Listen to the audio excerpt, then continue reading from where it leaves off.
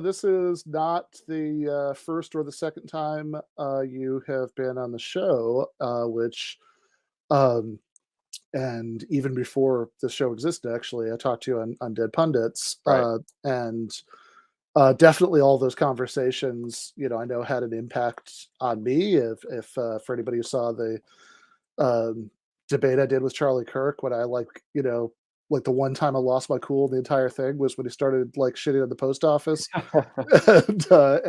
and my inner Paul Prescod started to come out, Right. and I got mad about it, Glad but I'm making a difference out here. yeah, yeah. But it is the first time I've talked to you since you've been running for office. This is Yeah. exciting. Tell me about this. Yeah, I mean, it's wild, right? I didn't see this coming 2 years ago, and I don't think a lot of other people did. But yeah, where should I start? Do you want me to just go into it? Yeah, yeah. I Yeah. mean, yeah. Yeah, I mean, I think a lot of people have known me. I mean, surely from the Jacobin show, my writings for that. But more so, a lot of my work was in the labor movement before running for office. So I've been a public school teacher in Philadelphia's public schools.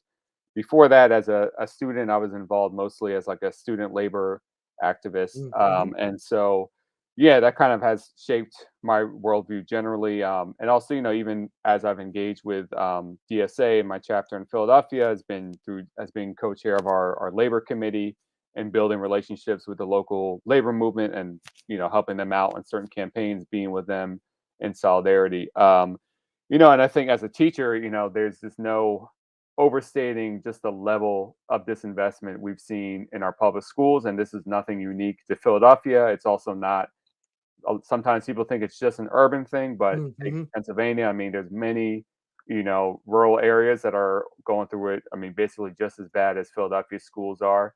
It's common in our schools, we'll have 35, 40 kids in a class. I mean, our building conditions has really been in the news a lot lately. I mean, we're talking mold, lead, asbestos, buildings literally like ceilings caving in on students and things like that. Schools without nurses. We've had some years children literally die during the school day because there aren't is not funding for a full-time nurse on duty. So this has just become the norm, and it's only getting worse in Philadelphia. And I truly have believed and still believe that we keep on this track. I think we'll be looking at a totally privatized school district, whether it's in 15 years, 30 years. This happened in New Orleans, as I'm sure many people know. Right after Katrina, they took that opportunity to make it so there's not a single public school left in New Orleans. So I think we're one crisis away from that, and we need to reverse that. And I'll say that for so many years, I was someone that really was not that engaged in electoral politics. I was not very inspired by it. I mean, I would vote, I would do the thing, and that would be it. But definitely starting with Bernie in 2015, 2016, that really inspired me. And then also other candidates, both at the national level and even in the local level in Philadelphia and Pennsylvania, definitely inspired me and kind of showed that there's another way you can engage in electoral politics, like as a movement building project, kind of as an amplifier of a movement. There's also another way you, even once getting in office, you can govern. And one thing it's funny. I would always talk with my friends in Philadelphia, different political people, and I would always say, I think one thing that's missing from this new wave of left candidates, which is really great, is just people that truly come from the labor movement, Mhm. um, and really have that background and can have that support from the beginning. Because something that's really tough is that, and this is really not candidates' fault, but often labor will be hesitant to back a challenger of a longtime incumbent, even if that challenger on paper has better labor politics. There's a variety of reasons for that. I mean, it gets a little complicated. If you have a certain relationship with an incumbent, you see them as a friend of labor in different ways. Not wanting to damage that or risk that is a real concern unions want to have, or just being convinced that someone is actually a serious challenger.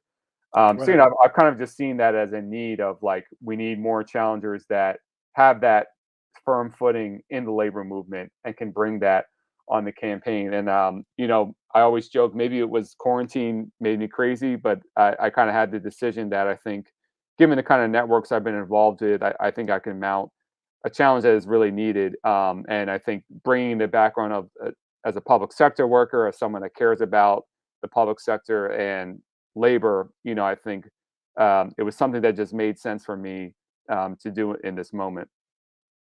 Yeah, no, that's fantastic. So, and I will, I will, compromise whatever, extremely thin veneer of independence I have here and say that I mean, I think I'd actually got an email from you sometime back saying you were thinking about doing this, but when I saw that you actually had, like, I think I set up a $27 a month, like, recurring donation that day, which I would encourage people who are watching to do that because that's the easiest, most obvious way that if you're an outside of the district, you can help out. I do want to talk a little bit about what you're advocating, and on the broadly the subject of education. I saw a an article that you wrote for Jacobin recently that I liked a great deal. Do we have the graphic of this? Yeah, here we go. Yep. So, it's called "Tax Wealthy Private Universities Now." So tell me about what the idea is here. Yeah, well, and this has been a big problem, and this exists in my district. So my district, well, I'll say a little bit about it first. It's kind of interesting because there's a little bit of everything. So it includes the area around the University of Pennsylvania, of course, an elite Ivy League school, kind of heavily gentrified area. It also includes a more working class part of Southwest Philadelphia, and then some parts of Delaware County, which is like surrounding suburbs. So the district is large. It has a little bit of everything, both demographically, geographically, and things like that. But University of Penn does exist within the district, and they played a very damaging role in Philadelphia.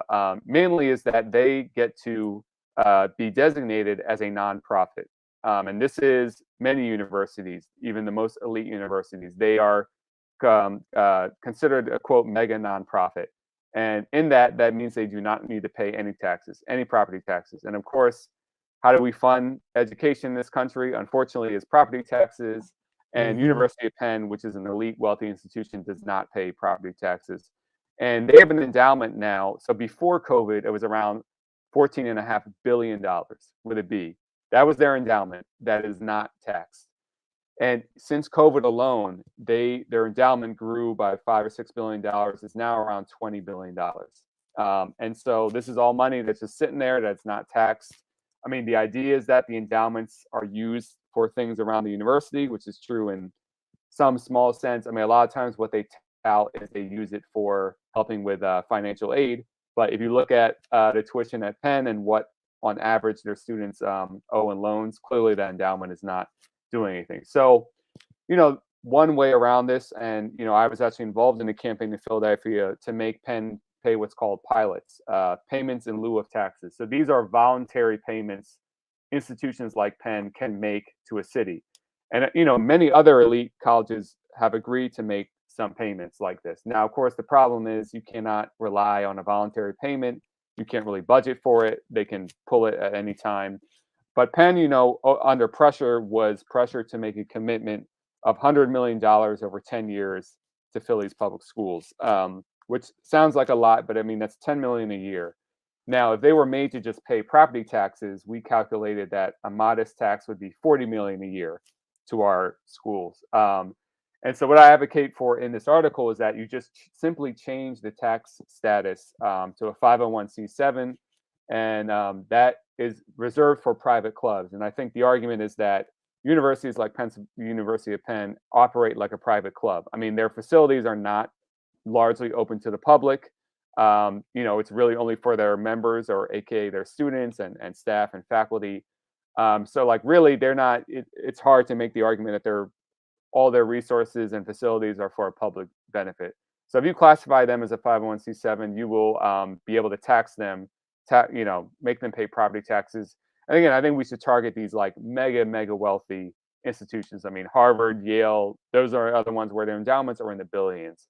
And I think you could actually get, in terms of average people, bipartisan support. I mean, I can imagine, and we should look at the right wing has been cynically doing this. I mean, Tom Cotton proposed a bill. I forget all the details around Yeah, I taxing, remember this though. yeah, Ivy Leagues, and Trump actually passed something. It was very mild and didn't really was not significant. But and of course their argument is more just that targeting the university as an elite cultural Right. institution, but I think there's some real something there to work with in terms of like they really are just like hoarding money.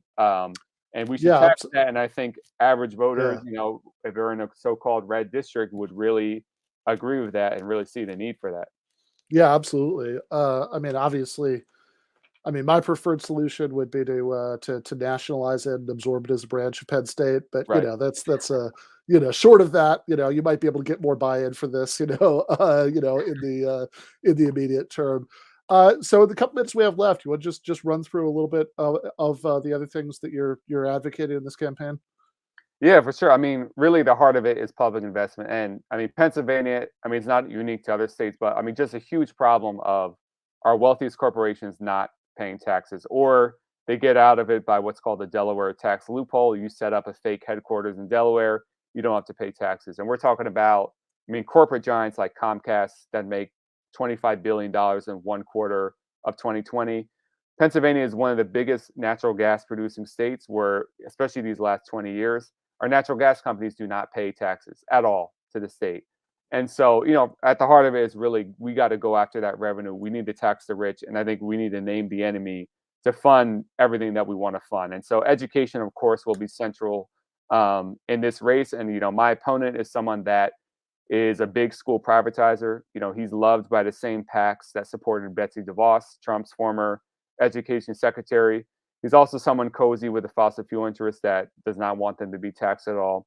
So education will be central, and of course, labor. And I think one thing I'm really excited about, and I did my last segment on the Jackman show on this, is the opportunity at the state level to do Green New Deal, essentially legislation, and create a lot of clean jobs with the support from labor. And I think being in a role, and this is something I'd be looking forward to after getting elected, really facilitating that conversation and getting some things going, and really building that trust between labor and climate activists.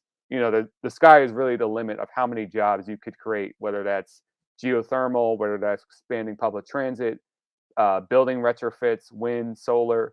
There's a lot we can do, and I think really moving that ball forward. And I think getting specific about it. That's what the left needs to do now. And I say this all the time, but I think most union leaders in the building trades, their take on it is like, look, Green New Deal sounds nice, just transition sounds nice, but like, show me the money and show me the numbers that we can actually do this and involve us in the process. And that would be something. I mean, it's obviously critically important about where we're at with the climate, but really making that happen, and that a big part of the campaign, both before and after the election, is something I'm really excited about. Nice. Where can people find your campaign, website so they can, if anybody's watching Philadelphia, they can get Yeah. involved, if everybody else, they can donate. Where can they find your stuff? Yeah, just very simply, paulprescod.com. I see Liv there. She'll be one of my great canvassers. Paulprescod.com, and that's Prescod as in David. You'll find a platform where you can get involved and donate. And again, until we have publicly funded elections, it's unfortunate, but the money really does matter. So, I mean, anything you can do will help. Also, keep in mind, and my finance director always tells me this: the $27 thing is great for someone like Bernie when there's millions of people watching. But a race like this, will thrive on triple digit or more contributions. Obviously, we'll take whatever you can give, but you know, I'm actually really relying on the national progressive left network for fundraising because obviously, my district, you got to be in my district to vote. But for fundraising, this left media ecosystem and network is actually extremely important. So really, paulprescott.com, whatever you can do to give. You can sign up to volunteer if you're in Pennsylvania or even in New York. I got people in New York who are going to take a trip over to Canvas. So definitely do that if you're able to.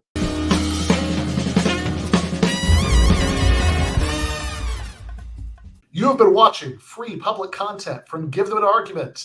To access every single episode of the show, the main show on Monday nights, all of the streams, all of the debate breakdowns, all of the patron exclusive post games on Monday nights, all of the patron exclusive bonus episodes every week, and much, much more, go to patreon.com/Ben Burgis.